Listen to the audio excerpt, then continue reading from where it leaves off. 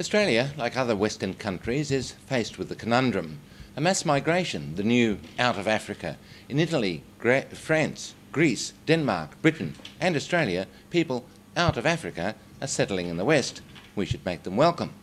But Australia, like other Western countries, is trying to stamp out the practice of female genital mutilation, a barbaric, unwholesome, cruel torture practiced widely not just in Africa, but in India and the Middle East, and it's a practice that people have brought with them to their new countries where female genital mutilation is outlawed, penalised, but it still goes on illegally and darkly.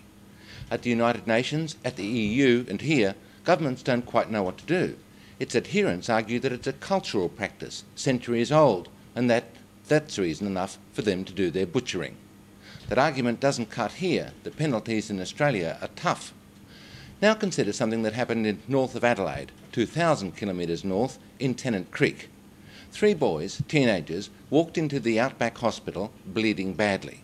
Mutilated in the genitals, the blood was pouring down their legs and pooling on the ground. They'd been victims of circumcision, a so-called rite of passage. There was no anaesthetic. The grown men who did it are thought to have been drinking, but that's not even the issue. The issue is that the men, and the boys, were indigenous. Its adherents argue that it's a cultural practice, centuries old, and that that's reason enough for them to do their butchering. Traditional ceremonies should be preserved, Northern Territory Minister Gerry McCarthy said yesterday. Australia is faced not just with the conundrum. Rites of passage are wrongs of justice.